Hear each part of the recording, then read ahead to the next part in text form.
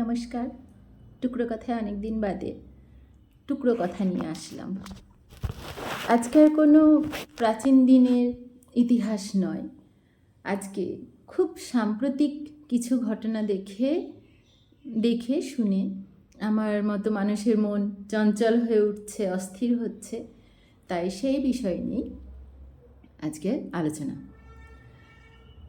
আমাদের তৎকালীন সমাজে এখন দেখা যাচ্ছে মানুষের সহ্য ক্ষমতা অনেক অনেক বেড়ে গিয়েছে, অনেক গুণ বেড়ে গিয়েছে। আর তার সঙ্গে পাল্লা দিয়ে মানসিকতা অনেক তলানিতে চলে গিয়েছে। একে অপরের সঙ্গে কম্পিটিশন লাগিয়ে একটা বাড়ছে, একটা কমছে। কেন এরকম মনে হলো আমার?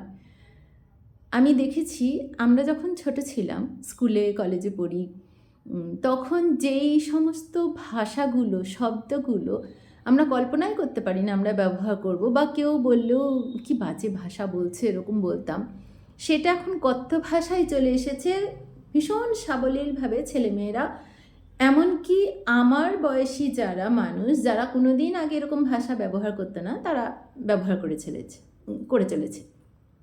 আর যারা ছোট, আমাদের থেকে অনেক ছোট ভাই বোনের মতো বা আমাদের সন্তান সন্ততিদের মতো, তারা তো এটাকে স্বাভাবিক ভাবছে, এটা কোনো বাজে ভাষার মধ্যেই নয়। তাহলে ভাষার মান কমেছে, আর সেটা সহ্য করার ক্ষমতা আমাদের বেড়ে গিয়েছে।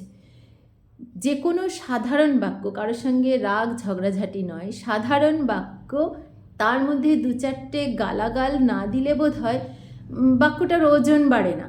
তার জন্য ওই দু চারটে গালাগাল দিয়েই মানুষ এখন বলতে শুরু করেছে। সেরকমই কিছু কিছু আচরণ আমাদের কাছে ভীষণ বেদনাদায়ক। একটা সোশ্যাল মিডিয়া এখন সকলেই চালায়, সেখানে একটা প্রোগ্রামে দেখছিলাম একটি ছেলে বলছে যে তার বান্ধবীকে নিয়ে ঘুরতে গিয়েছে, সেখানে বিরিয়ানি খাইয়েছে 370 টাকার। তাই এরপরে খেয়ে দিয়ে কি বাড়ি চলে যাবে? 370 টাকা খরচ করেছি, উসুল করে নেব না? এই একটা কথাতে সে কত কিছু বুঝিয়ে দিল। একটা তার বান্ধবী যাকে বলছে, সেই মেয়েটির সেফটি, তার মূল্য, তার সঙ্গী 370 টাকা বেঁধে দিল। আর এই কথাটা বলায় ওই পুরো শোতে যারা বসেছিল তারা সবাই হো হো করে হাসলো, হাততালি দিল। আর আমরা, আমার আপনার মতো মানুষেরা সোশ্যাল মিডিয়ায় সেটা দেখছি, হাসছি। কেউ কেউ আবার হয়তো বলছি যে আবার কি কথা, কিন্তু বেশিরভাগ হাসলাম, পাশ কাটিয়ে চলে গেলাম। এটা কি একটা স্বাভাবিক কথা? এরকম একটা কথা বললে সেই ছেলেটা পার পেয়ে যাচ্ছে। আজকে একটা ছেলে বলছে, কালকে এরকম রাস্তাঘাটে সকলে বলবে, হয়তো বা বলছে, আমি হয়তো সকলের সঙ্গে মিশিনি, জানি না। আমি ভীষণ অবাক হলাম যে এটা স্বাভাবিক কথার মধ্যেই পড়ে। তারা এটা নিয়ে হাসাহাসি করে, আর সেই জোকটা পাস করার জন্য সকলে হাততালি দিয়ে হেসে উঠছে। আমার সামনে যদি কেউ এমন একটা জোক করে, আমি কি এটাতে হাসবো? এটা হাসার মতো কি কথা? এরপর সমাজে যখন কোনো বাজে একটা কিছু ঘটনা ঘটে যায়, আমরা এরকম অনেক ঘটনাই জানতে পারি, যেটার জন্য রাত জাগা হয়, রাস্তায় লোকজন নামে, প্রতিবাদ করে। যেই মানুষগুলো প্রতিবাদের জন্য রাস্তায় নেমেছে, সেই মানুষগুলোই যখন এই রকম একটা হাস্য ঘটনা বা অনুষ্ঠানে গিয়ে বসে এই রকম একটা জোক পাস করলে তাতে কমেডিতে হাততালি দিচ্ছে, হাসছে, তাহলে আমরা চরিত্রের মধ্যে দুই রকম ছবি দেখাচ্ছি নাকি? কি করে এরকম কথাকে আমরা সহ্য করছি? হাসা তো দূরস্থ, সহ্য করছি কেন? কারণ আমাদের সহ্য ক্ষমতা বেড়ে গিয়েছে। তার জন্য কথা বলার মান এত কমে গিয়েছে।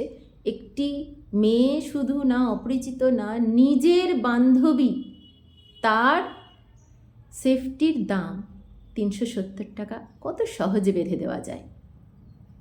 আবার আরেকটি দেখলাম, একজন মহিলা ডাক্তার, নতুন ডাক্তার, তিনি একটা ডিসেকশন করছেন যে মৃতদেহ, সেই মৃতদেহের বিভিন্ন অঙ্গ প্রত্যঙ্গ নিয়ে ভীষণ নিম্নমানের জোক করছেন।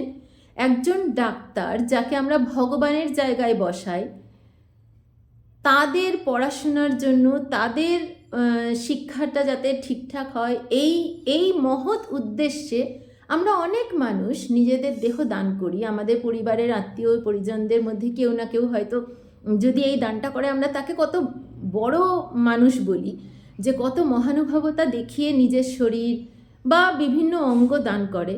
আর সেই দেহটাকে নিয়ে যখন সে হতে পারে কারোর বাবা, কারোর ভাই, কারোর পুত্র, বা মহিলাও হতে পারে, মহিলা দেহ হতে পারে, সেই দেহটাকে নিয়ে তারা পড়াশোনা করবে, জ্ঞান অর্জন করবে, সেই উদ্দেশ্যে দেওয়া, সেই অঙ্গ প্রত্যঙ্গ নিয়ে যোগ পাস করবে, কি কুরুচিকর একটা দিক এটা সমাজের দেখিয়ে দিচ্ছে।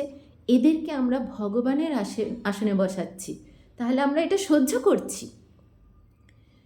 তার কোনো শাস্তি হচ্ছে না যে এরকম তুমি করেছো তাই তোমার এটা শাস্তি। ওই ছেলেটির শাস্তি হলো না, এই মেয়েটির শাস্তি হলো না, তাহলে সাধারণ মানুষ তো জানলো এগুলো বলাই যায়, এগুলো করাই যায়। একটি পরিবারে যদি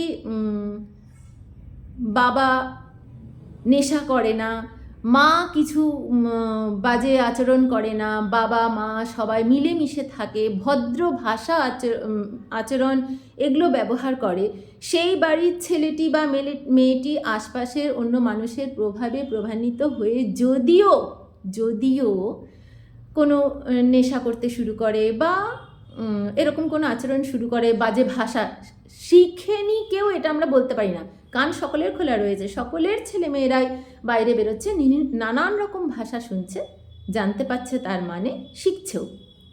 বড় কথা হচ্ছে ব্যবহার করছে না, এটাই দরকার।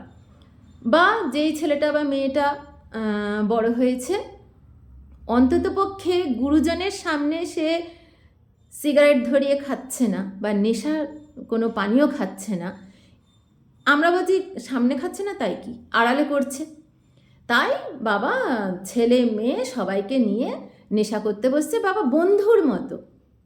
সব কিছুর একটা সীমা থাকা উচিত। বন্ধুর মতো হয়ে তার মনের খোঁজ নেব ঠিকই, কিন্তু যদি একেবারে এতটাই বিলিয়ে দিই নিজেকে যে বাবা ছেলে বসে একসাথে মদ্যপান করছে, তাহলে তো তার ওইটুকুনি ভয় সংকোচও থাকবে না যে না, বাড়িতে বাবা আছেন, মা আছেন, আমি এই রকম আচরণ করব না। মানে সমস্ত বাঁধন ছেড়ে একেবারে ওই বাঁধন ছাড়া গরু মতো হয়ে যাবে। এটা কি খুব ভালোর দিকে আমরা এগোচ্ছি?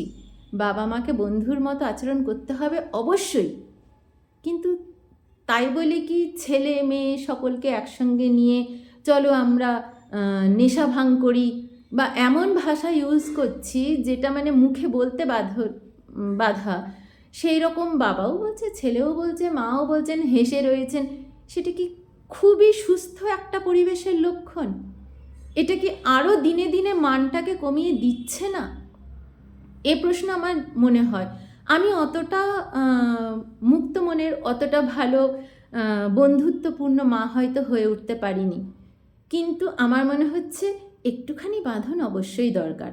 তাই আমি আমার মতো একটুখানি বাঁধন রেখেই মা হয়, নিজেও বাজে ভাষা ব্যবহার করি না, আর আপাতত এখনো পর্যন্ত দেখিনি আমার ছেলে বা মেয়ে কোনো বাজে ভাষা ব্যবহার করছে। এইটুকুনি শান্তি। তারা যে জানে না আমি বলছি না, বাইরে বেরোচ্ছে, নানা রকম শুনছে, নানান পরিস্থিতিতে নানা রকম লোকের সঙ্গে মিশছে, তারা শুনছে সবই, জানে সবই, বোঝেও সব, অবশ্যই জানবে কোনটা ভালো কোনটা মন্দ, আমাদের সামনে সব থাকবে ভালো মন্দ। এবার যেটাকে ভালো সেটাকে আমি চুজ করব না বাজেটা চুজ করব, কোনটা ব্যবহার করব, এটা অবশ্যই নিজের ওপর নির্ভর করে। আর সেইটা যখন ঠিকটা চয়ন করে, মানে বাজে ভাষাটাকে বাদ দিয়ে ভালো ভাষাটা ব্যবহার করছে, ভালো আচরণ করছে, এতেই সন্তুষ্ট। এমন হতে হবে না যে আমার ছেলে বা মেয়ে কিছুই জানে না, এ কোনোদিন সম্ভব না।